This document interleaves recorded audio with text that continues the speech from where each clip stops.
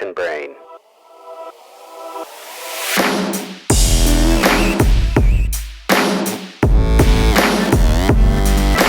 Kitchen Brain.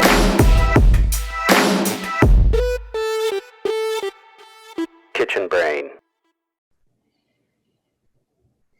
All right, so here we are with Kitchen Brain Podcast, Season 1. I am super excited for this interview right now. I've been waiting a long time to talk to this gentleman right here. This is Chef Mark Noguchi, better known as Gooch, and I will address him accordingly through the course of this interview. There he is right in front of you. Gooch, how you doing, my friend? What's up, Chef? Hi, buddy. I've been calling you Chef since Greenbrier. I know. That's okay. You can keep doing it. Yeah, all right, Chef. You want me to tell it to you in my bedroom voice? Later. It's early. Let's not peak too soon. Right, because we're middle-aged now. And peaking too soon leads to disappointment. That's right. And we could also hurt ourselves. So, we got to pace ourselves. Oh, Cheers, man. Good to see you, my friend. look at you with your bougie glass Would of you wine. settle down? Just settle down with that Oh, talk. man, when we met, we were PBR, wild turkey. Yeah, it was bottom of the barrel. Yeah, it's all right.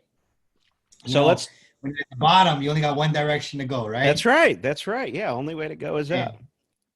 So let's talk about that. I mean, Gooch is a big part of my early stages in my career, and I think we both share the same sentiment here. But regretfully, we've both been really busy. I don't think we blame each other for it, but we just reconnected, really recently. So, and I couldn't think of a better person to have as a guest on the show, just based on how much of a force that Gooch has become in Hawaii. And, I wanted to talk a lot about that and his path. And I really wanted to reconnect because he's an incredible person, incredible chef, as you will find out on this show. But yeah, we met back in the Greenbrier days, right? That was probably around 2003 on your externship. Is that right? I was trying to look at, 2004. Yeah. 2004. Okay, cool. Yeah, I started there 2003. So you came on board 2004. You were doing your externship for the CIA. Is that correct? I was doing the externship, and then I was really fortunate that like Chef Timmons and Rob Plesh, they let me do that sort of introductory period, right? Which would have been like my freshman year as an apprentice. Yeah. The way that life went, I ended up not becoming an apprentice, and while I was pretty disappointed about it at that time, here we are now. So yeah, right, which is a pretty incredible journey. But yeah, man, we had some good times. There was, most of you don't know, and if you don't know, I'll tell you that the fact that Gooch has all of his clothes on right now is pretty amazing. I mean, we can fix that. No. We're good. We're good. In today's day and age, my wife encourages restraint, so it's not it's a bit more. By the way, when we were catching up, I do believe that somebody somewhere has a picture of me streaking around Ken Hess's house. I'm almost positive I've seen it. I would imagine that many people have a picture of you streaking around somebody's house. Well, we'll find it. And if we find it, it's going on the YouTube video only because you brought it up. Let's go. I have no secret. Yeah, man, but it was such a good time. It was definitely a different time, but I feel like, the apprentices at the Greenbrier, are so close knit. And when you got there, man, even though you weren't an apprentice, you just really kind of slid right in and became a part of the group, and, thanks, man. I never knew how you guys, to be honest, I don't think I really knew how you guys felt about me. I knew we all got along, but you guys are my heroes, and so thanks, man. I appreciate that. Yeah. Well, I mean, I think you're our heroes now. You really, you kind of took it all and ran, and it's pretty cool stuff. So, you know, you did your externship there, and we'll get into kind of your journey. You know, I don't want to start off on kind of a downer note here, but I do have to definitely offer my condolences to you and to Hawaii and the culinary and pastry industry for the recent loss of Ed. Ed Morita. Yeah. Uh, Yeah. Yeah. Let's raise one for Ed. yeah, one Anybody for watching, Ed. if you knew Ed Morita, raise a glass. It's for Yeah, you, man. homie. So yeah, such Speaking an of tribute, though, I go ahead. wanted to show you real quick. I found my Greenbrier, my externship Nice. binder, and that, ladies and gentlemen, is there's that. That's Mr. Michael Matarazzo back right Yeah, there. So, yeah, I very fortunate, got to work under him too. that's awesome, man. That's cool. I have mine somewhere. I'm not sure where it is, but it's definitely around. Um, so you know the restaurant scene right now globally, no secret to anybody, has been kind of devastated, and that's probably an understatement with the COVID-19 pandemic. You know, Hawaii is always, you know, viewed as such a happy, you know, let's just keep going kind of place, and I'm sure that's what's happening. But what's the scene like there in Hawaii with COVID since the onset, and what has it done to kind of the restaurant scene? Well, I think across the world, I think anyone in our industry can reflect and, or mirror and understand the pain where I think all of our governments at one time or another kind of got everybody ready, like, okay, you can reopen, and then restaurants reopen, and then a couple weeks later, oh no, you got to shut it back down. And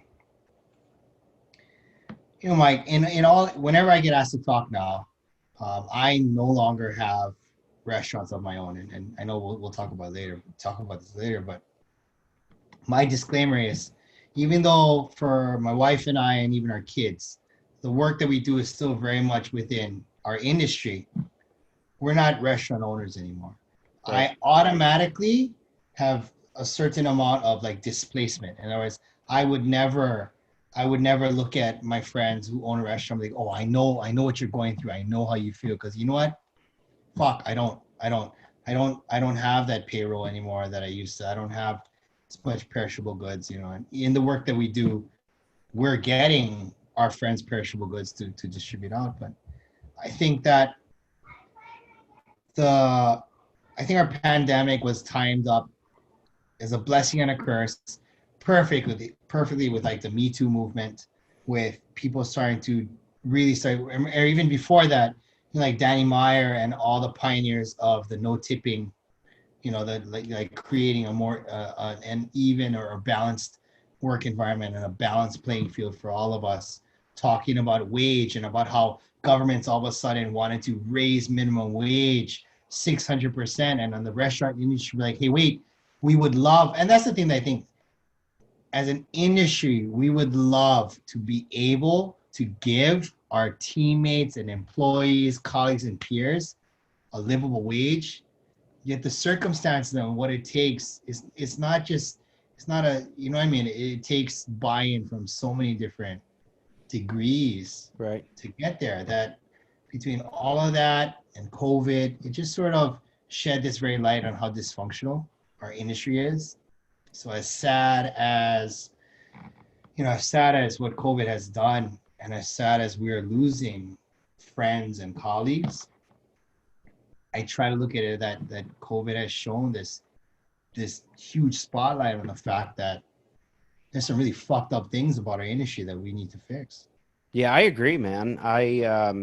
You know, obviously there's a lot of negatives to what's going on right now, but I was thinking about it too recently, and you know, when you look at all the really big name restaurants out there, and the Michelin restaurants, and you know, you look at your Thomas Kellers and Danielle Beludes and Alain Ducasse, and I mean, across the board, everywhere, no matter what level the restaurant is at, you know, could be a food truck, could be a Michelin star restaurant.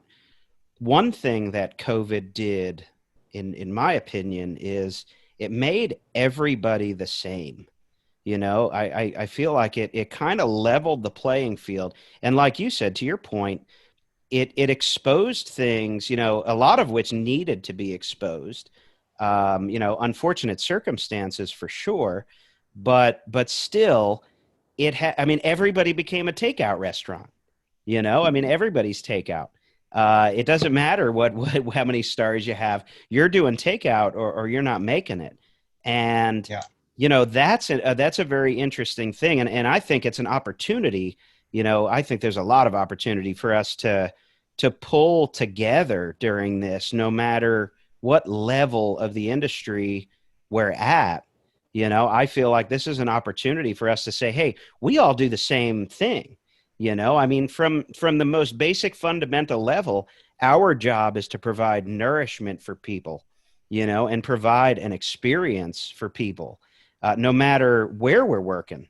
So having that commonality and having all the same challenges, we have all the same challenges through the industry. This really kind of took this, I think, to expose that. So I really agree with what you're saying there. And what else are you going to do but focus on the positive, Absolutely, absolutely.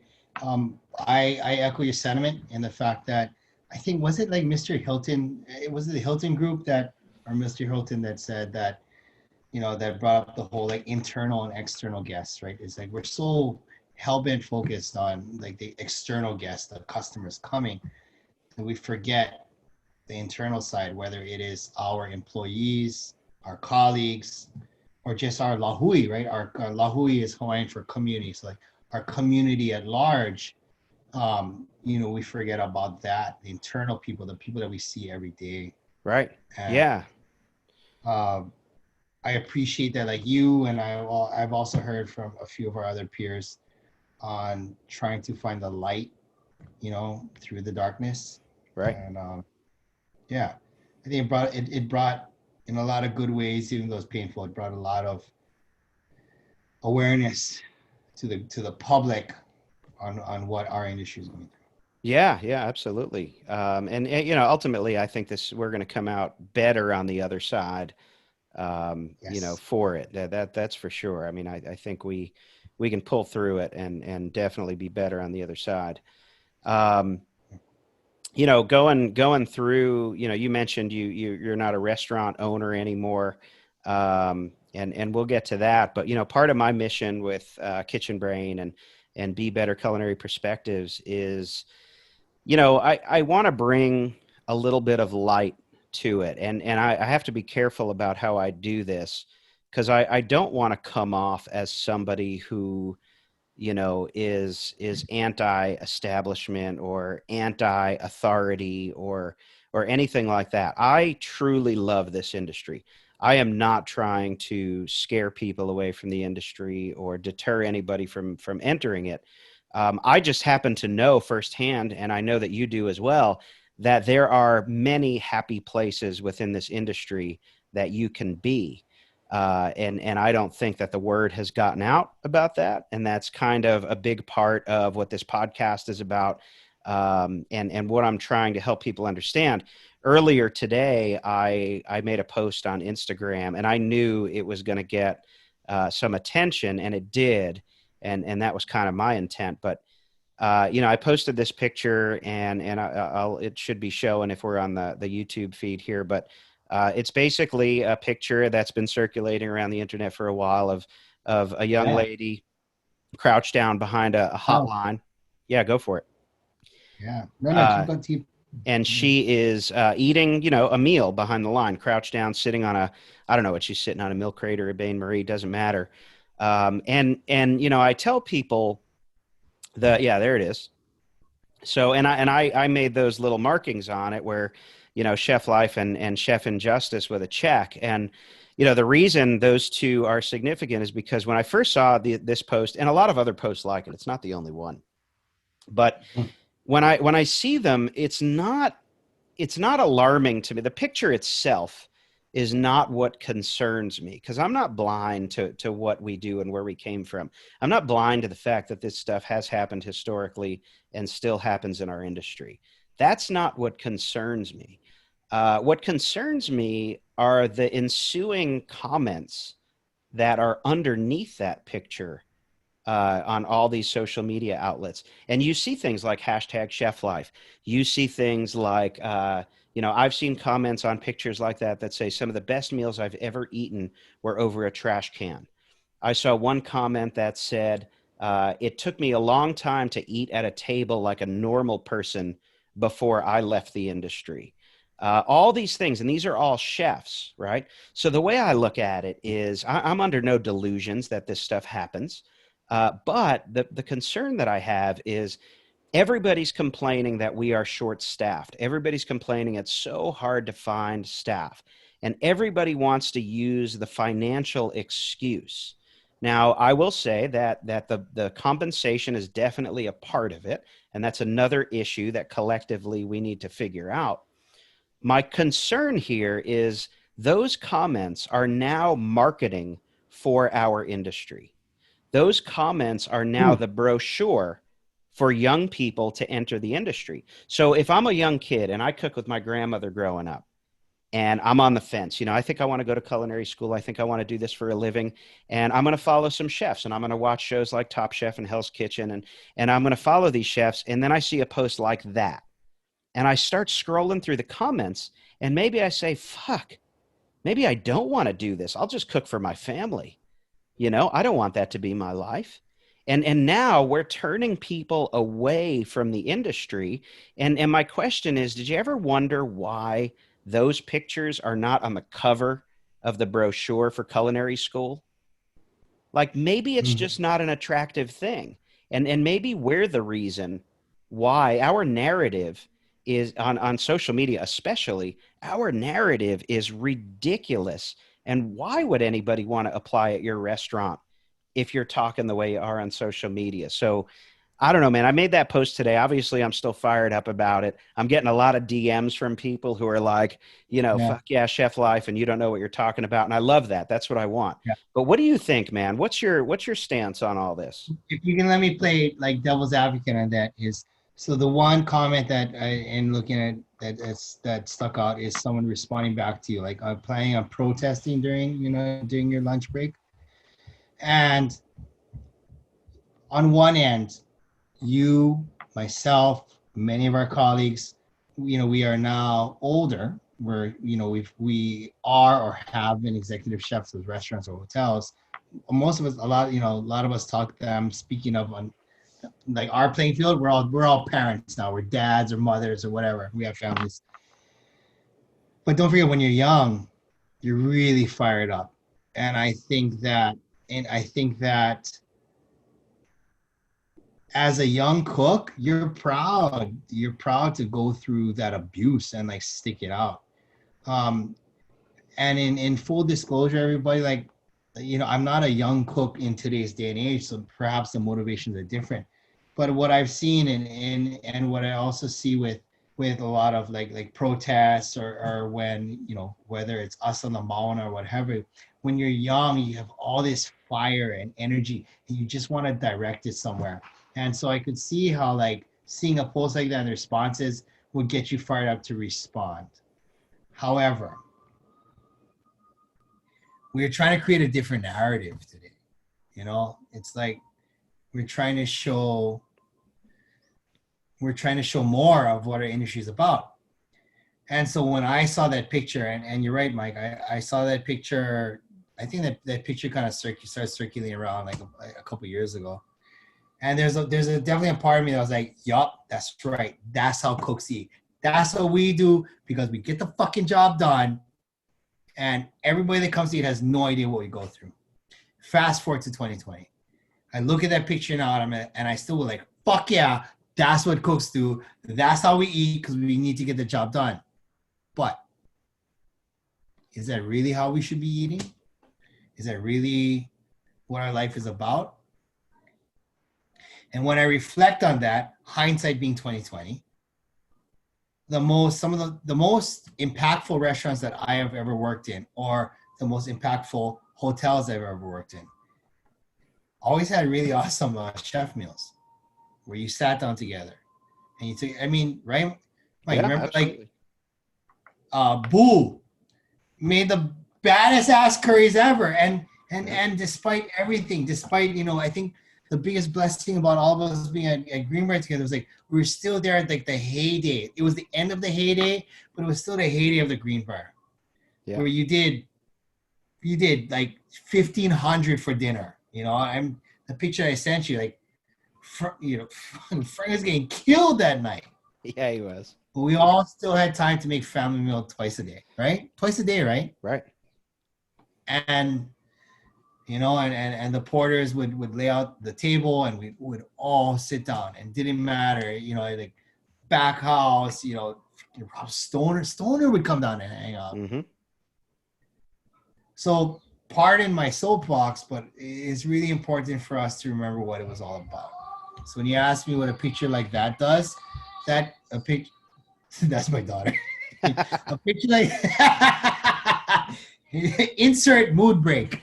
But yes, Frankie. Wait, how do you turn it off? It is turned Hold on. on. I need to put Barbie's dress on. This is Chef Life. This is my This- chef life. This is Can you what smile? Chef Life is. This Hello. is my young daughter world. This is Aki, but she is my tomboy, no fucks given. So I call her Frankie in Nice. honor of my wife's grandfather. Okay. Hold on. Sorry, while we're on this track, I just want to say to toy companies everywhere, when you make fabric out of the cheapest thing ever, polyester that doesn't stretch, I don't know how I'm supposed to get the last arm in. I can make terrines, I can plan to feed 1,000 people, but I can't fit an arm in the last sleeve. You know what you need to do? My wife puts packing tape over the speaker so it really dulls out the music. I'm going to remember that. I'm just saying. Then it doesn't have to become an outside toy. Yeah, this is like, sorry, Mike. I really am, so I apologize. But you know how like the whole like with Chef Rich told, like, push yourself, make it Uh-huh. happen, whatever it takes. Ladies and gentlemen, yeah, that's right. Nice. Barbie's fully closed. I can't do anything about her hair, but Frankie, here I go. Oh wait, Daddy gotta work. Thank you. Love you. You got Barbie all squared away there. Come on. Now we can go lay out Barbie house. Okay. I'll see you guys outside. So it broke down. All right. And that still means we get another one. We get another one. Thank you. All right. That was a word from our sponsor. Mattel? Yeah, right. Where were we? So you Close just to started to talk about Rich Rosendale and his push yourself message. Oh, yeah, well, yeah, and then I can fix a Barbie. That was the whole thing. So, you know, Right. since you brought that up, that's one thing too. The whole push yourself thing is that's a legendary phrase for us, especially from the Greenbrier. But the problem that I have, and it's the same thing with the pictures and the comments. It's okay to have these experiences in common. It's okay to talk about it with each other. We have a lot of fun reminiscing about stuff like that, I think it's the issue that I start to have is the context, like push yourself is a very big part of all of our lives. And I still use it today, but it's the context, it's, pushing yourself. You need to know how to use that phrase for positive things in your life and your career. If push yourself turns into, okay, push yourself until eventually you're numb of everything that you're putting yourself through, that's a problem. That's like an adverse effect of push yourself. You need to know, you need to be self-aware, Mhm. and push yourself accordingly. And that's where I think people need some help, is the context. I think in that case, and that is when it falls on us as leaders to be able to set that context, right? As a young cook, you have no idea what context is about unless your mentor, your chef, or whatever it is, sets it for you. I agree with you 110%. I still use push yourself. I'm pretty sure I've told my girls that as well. I know I've told my wife that, and she didn't like it and how but that's another story. Regardless, but yeah, I do agree with you. I think that for us, it's because you still have to develop mental toughness, but you can develop you can mentor toughness with empathy, Sure. and I would never anymore, like scream at my cooks that I got screamed at, or even at my first restaurant the way that I screamed at people. I wouldn't dare do that today, to be honest. And I Why think not? that statement, why not? Because Yeah. can I like it's not nice. And I think in today's day and age, chef, is we're missing out on being nice to people. Yeah. And you talked about that context of push yourself. Anyone that's like an experienced cook has been yelled at, screamed at, probably something thrown at them. Maybe you got poked with your pair of tweezers or a paring knife. But I know someone that has a great picture, and she's a badass. That she's like waving a paring knife at someone, and she's a badass, and she's still the kindest heart ever. Um, but I mean, let's be real. In today's day and age, like that action with a knife might get someone fired. It is what it is. And when you talk about context and about elevating our industry, anybody like old school guys or even young cooks that still believe in the old guard might be like, oh yeah, F that, and it's supposed to be all about, balls to the wall and who's the toughest.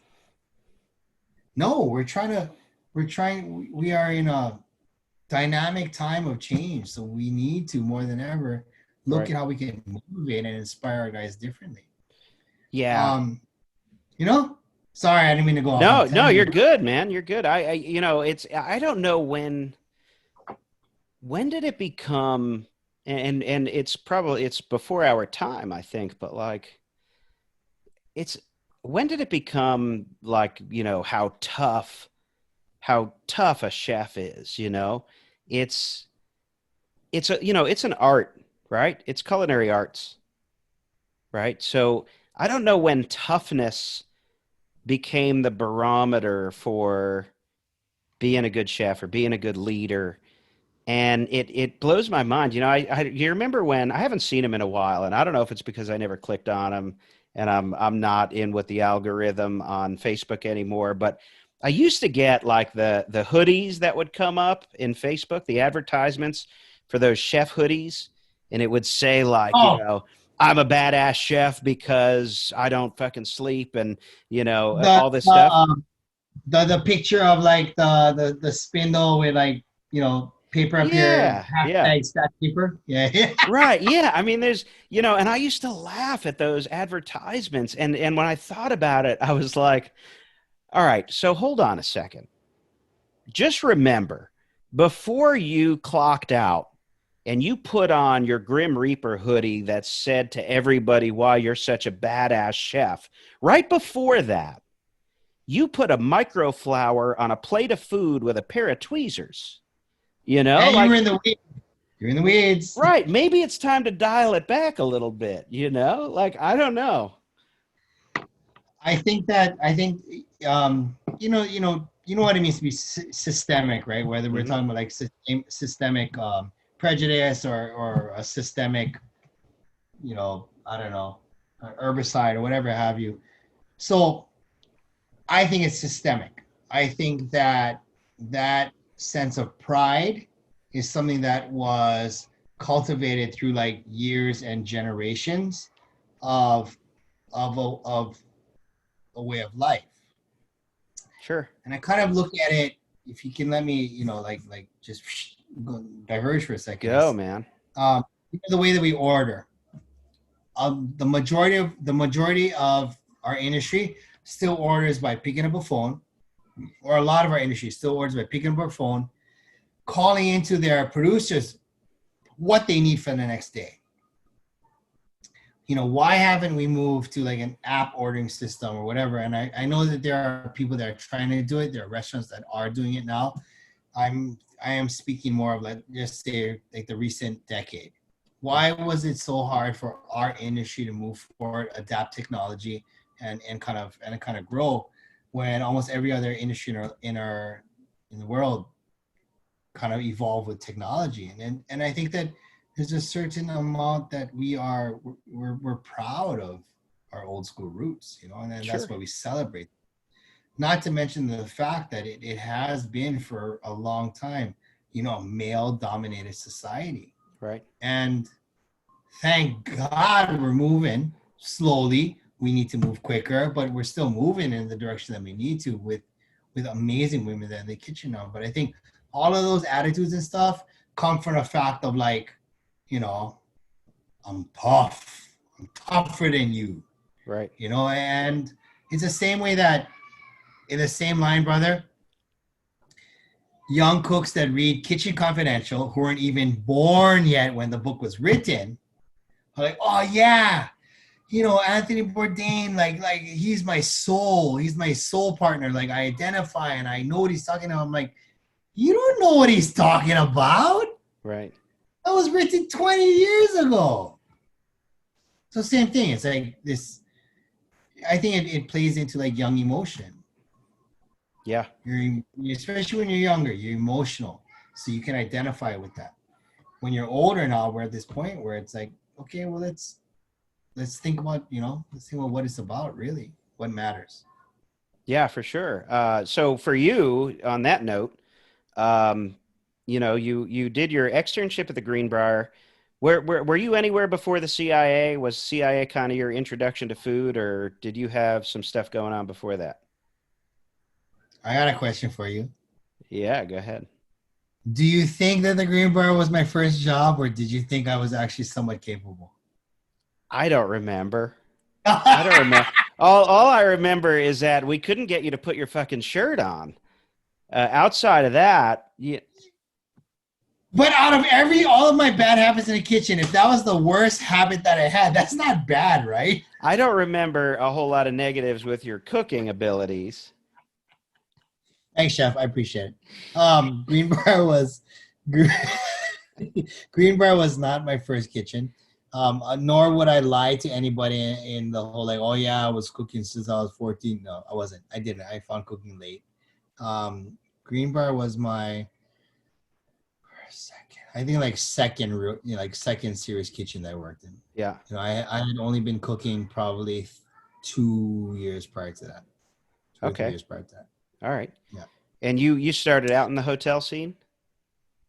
I did.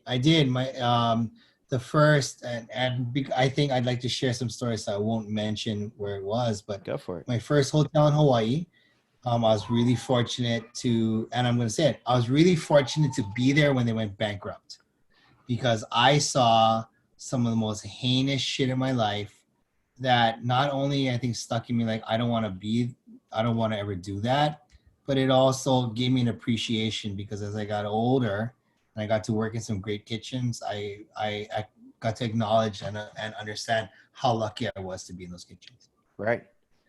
Yeah. Wow. And Greenbrier was one of those, being, knowing how lucky I was to be there. Yeah, for sure. So you're different now. I mean, you guys have owned some restaurants. What made you change? I mean, why? I know you said that we have to be nice to each other, but you had to have some experiences. I mean, I know for me, if people who worked for me when I was in my first sous chef position, if they saw me now, they would be like, what happened to you? Why couldn't Chef, I'm gonna disagree with you on a statement. I bet that people that worked for you before look at you now and be like, "Yup, I get it now. Because you're even the fact that you and I have just reconnected over the past 20 years, you're consistent. You're still compassionate. You had that aloha spirit even as a young, as a young senior apprentice at Greenbrier. You're full of fire, but you still gave a shit about the people around you. So I think that as we get older, we are better able to reflect. But ultimately, our personality, your personality, you are who you are, and Mike, like you're the same amazing guy you are today than I knew you when I was, on my externship.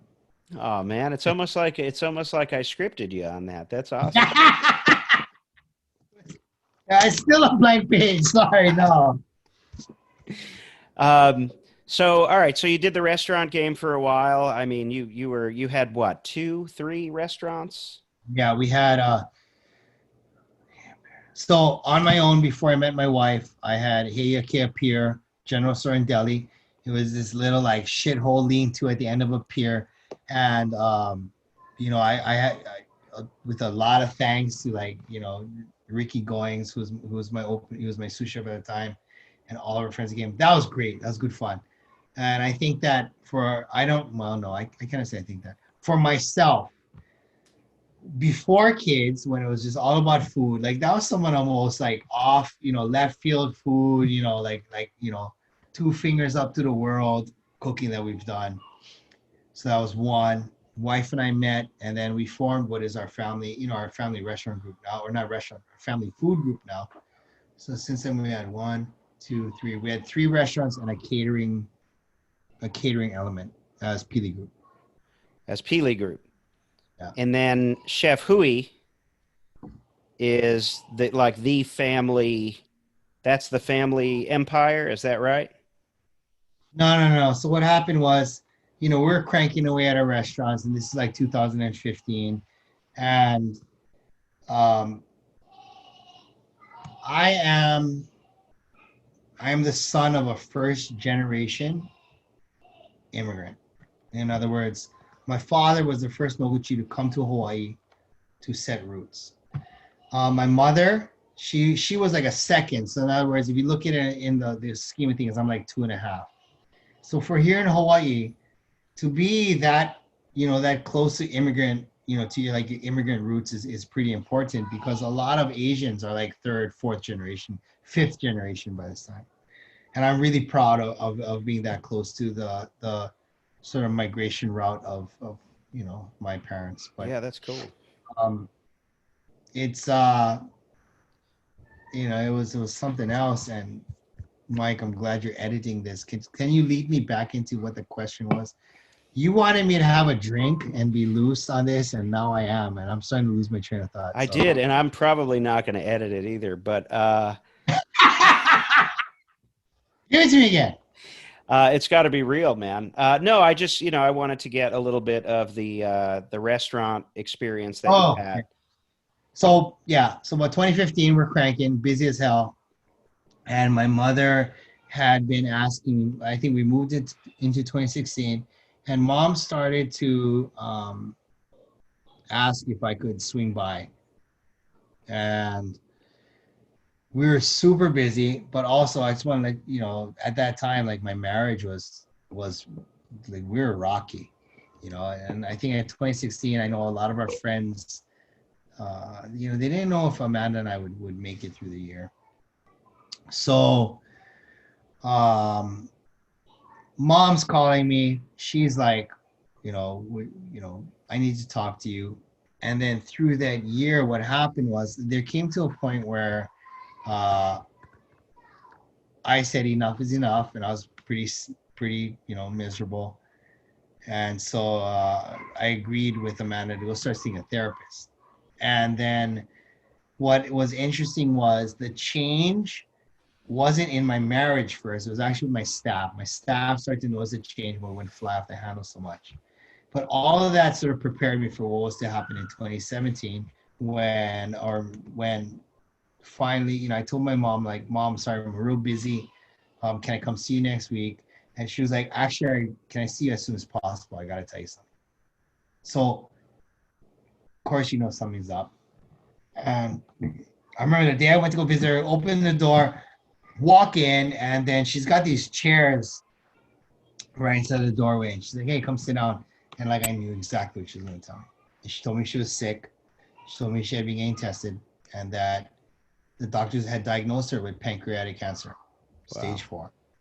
And they gave her like, I think it was like 6 weeks. It was something really short. It was something that was so short that I became furious. And I became furious at my employees. I became furious at my wife and my kids. I became furious at everybody that I thought was holding me back from being able to spend what last few weeks I had with my mother. But in credit to therapy, I kind of turned that anger and then I was kind of able to lean into it. And then it was Amanda, it was my wife, that was just like, well, what if we close all of our restaurants? So we sat down with our managerial team and in about probably a week's time, we decided we're going to close all of our restaurants, did the numbers, said we're just going to do catering. And that decision was the first of incredible like leaps of faith to bring us to where we are today, where I thought we'd be broke and I thought I was going to be struggling as shit to find work. And our catering department was busier than ever and we just cranked.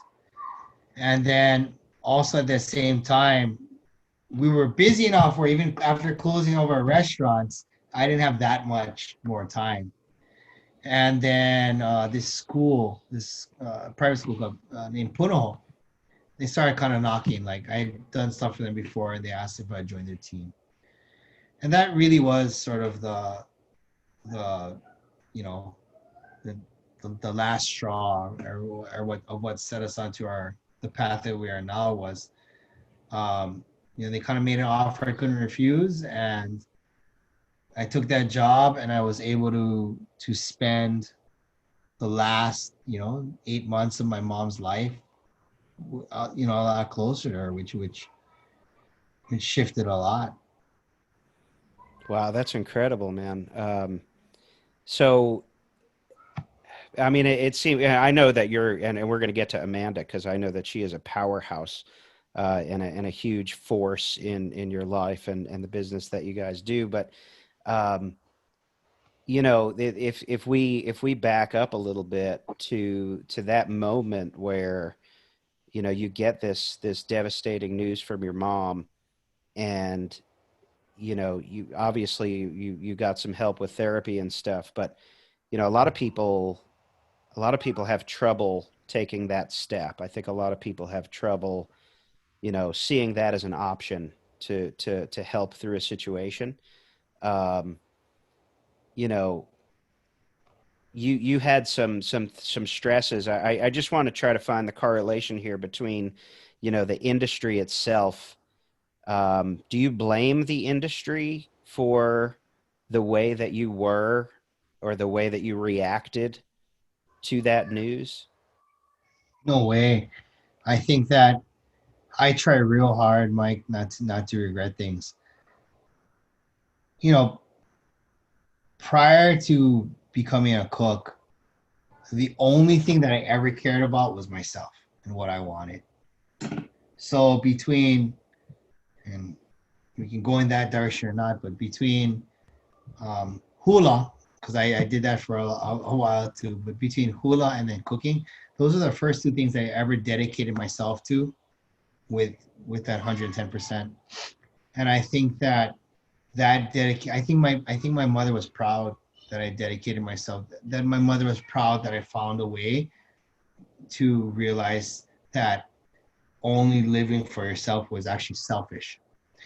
I say it now, and I say it with pride, that my mother died to save our life. Meaning my family. It helped set the tone, and it helped set the precedence for what we do now. I think that was just a progression in life, and we all progress differently. You shared with me your journey, and I know how focused you are. You know what I mean? You and I haven't hung out since 2003. Yeah. But I know how dedicated you were, to what you wanted to do, and I don't fault my industry at all. Our industry gave myself, my wife, Amanda was in the industry at Duke's before we even met. She's blooded. She made her bones. She knows what's up. Our industry is what gave us the capacity to do what we do today. All those whatever negative things that our industry might give us also gave us the capacity to do what we do today.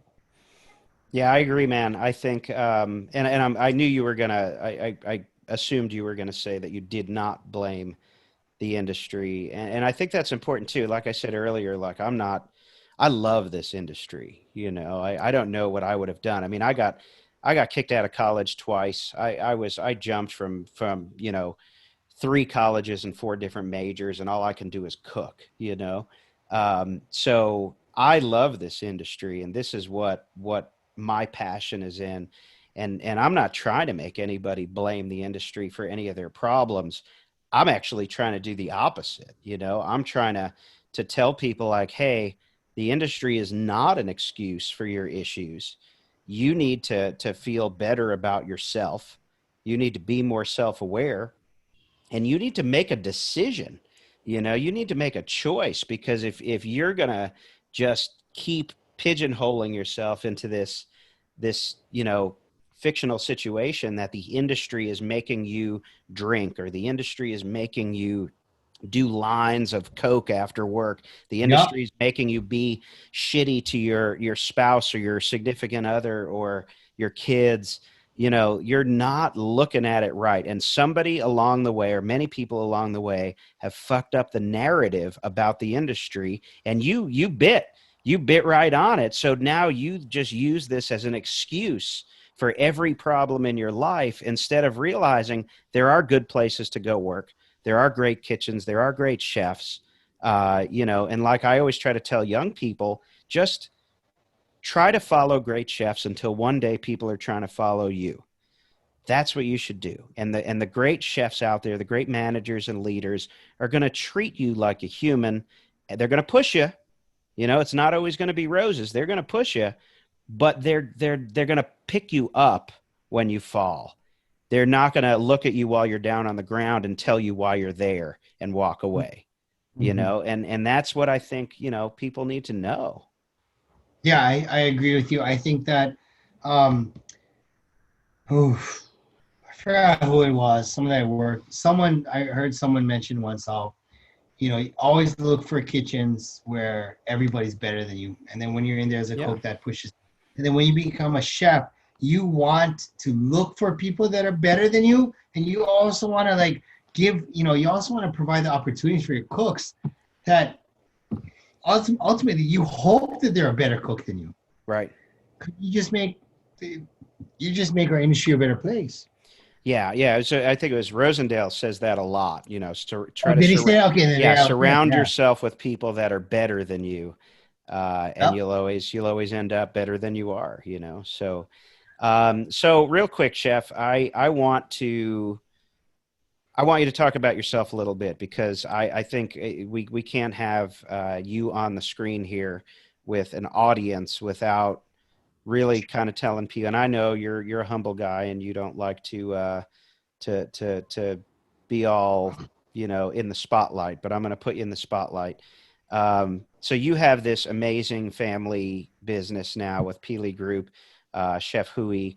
Amanda, your wife, is like, I see her doing backflips on the beach. I see all sorts of posts where this, I might have to do a separate podcast interview with her. Yes, please. She seems to be the brains behind the operation here. But yeah, I mean, you got Pili Group, ChefHui. You have we'll talk about the Naked Apron series if there's time, which isn't really a part of your business, but I love it. I love it too. And then you're the food and sustainability curriculum specialist. Is that the official title for you at Punahou? How do you say it? Punahou. God, What? Punahou.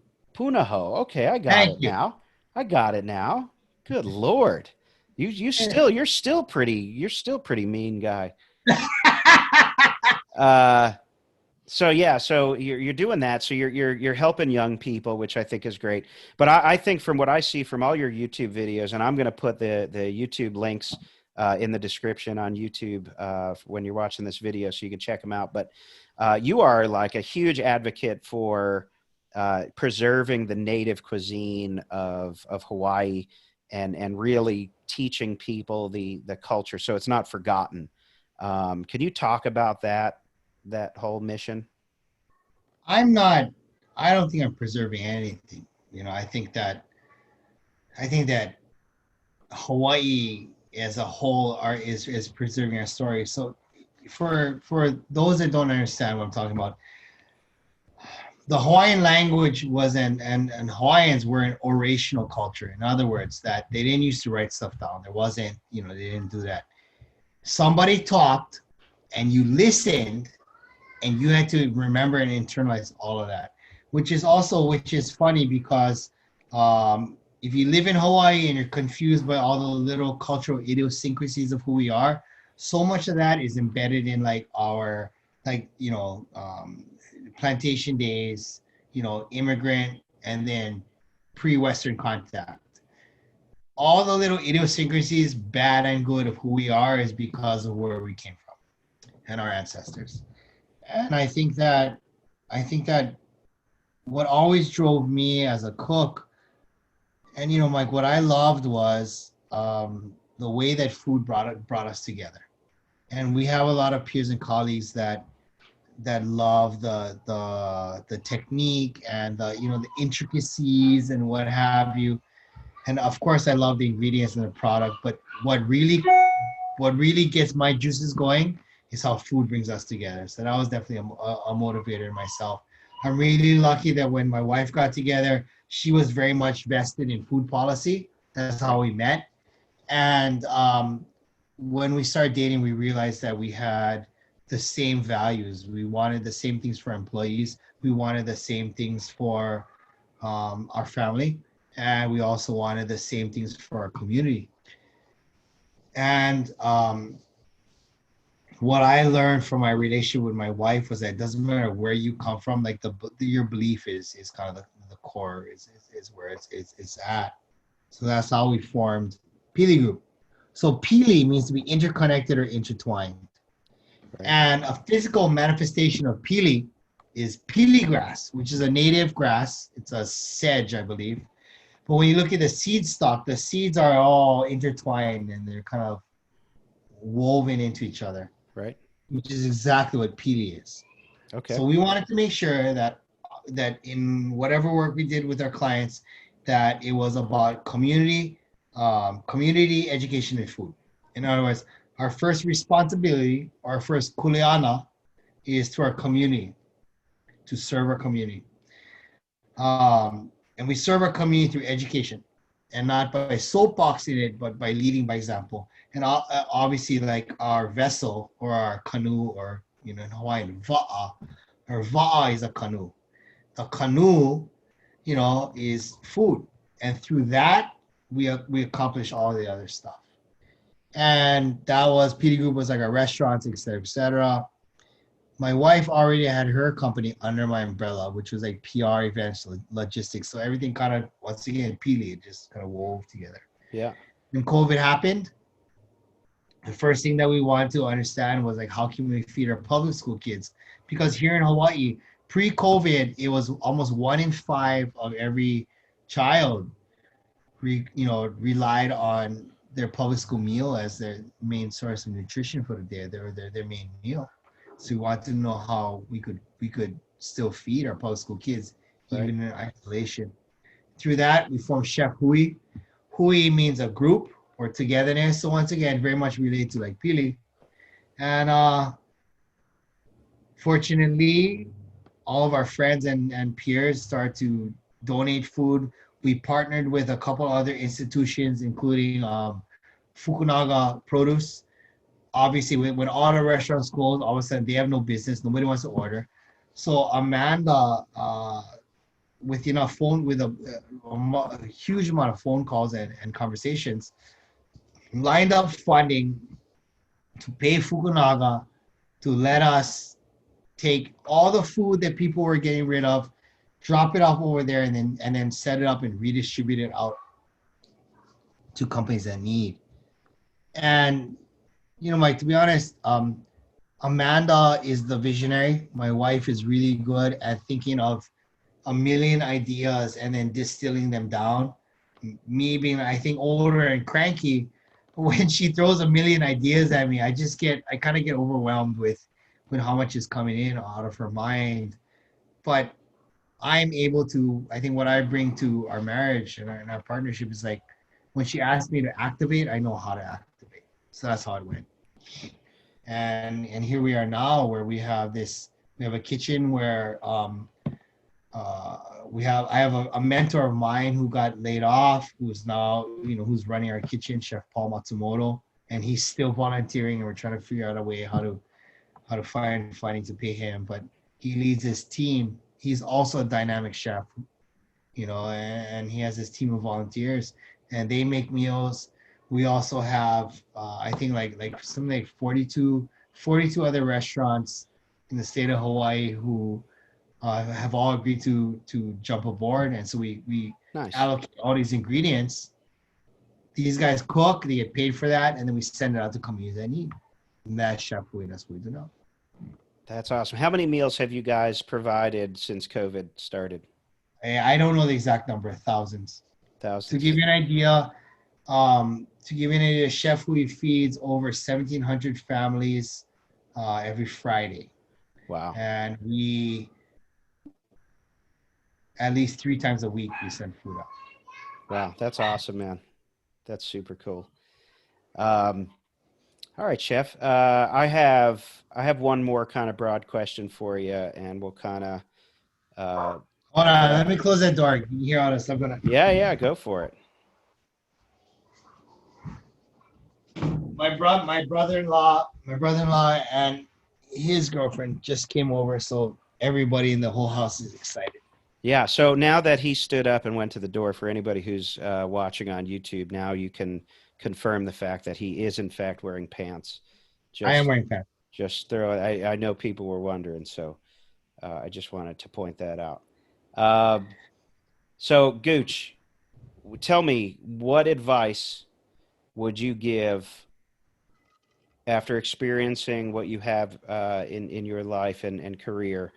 What advice would you give to both the older generation of chefs that are maybe still hanging on to, some of the old way of doing things, and what advice would you give, or do you give, to the younger generation going into the industry?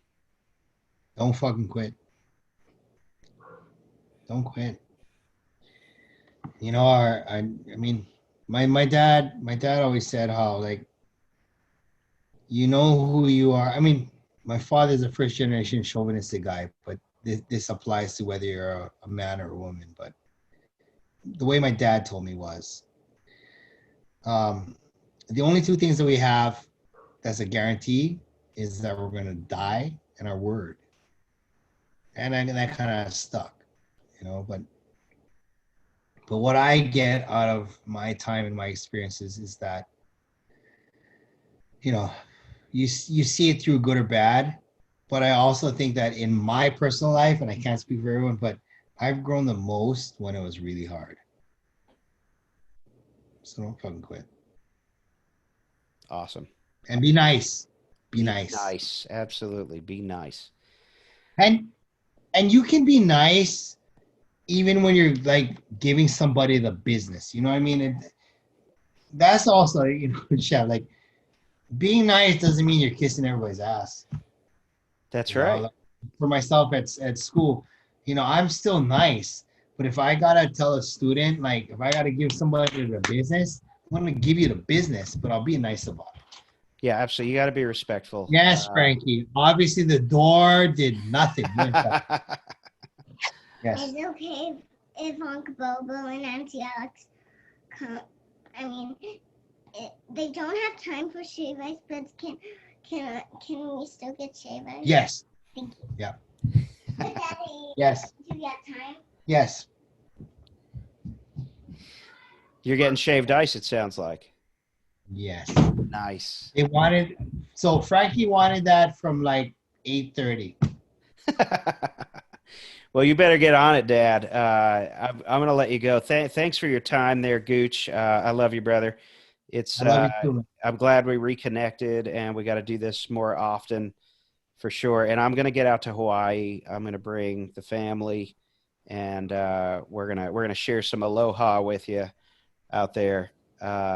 Stay well, man. Stay safe. Thank you. And It's a pleasure to be here. keep You doing really what was. you're doing, man. Keep on rocking.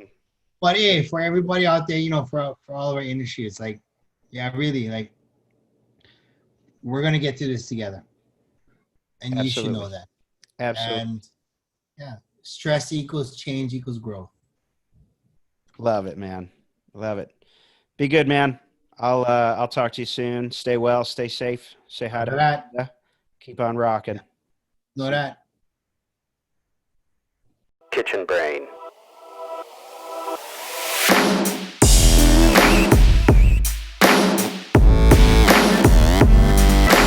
Kitchen brain.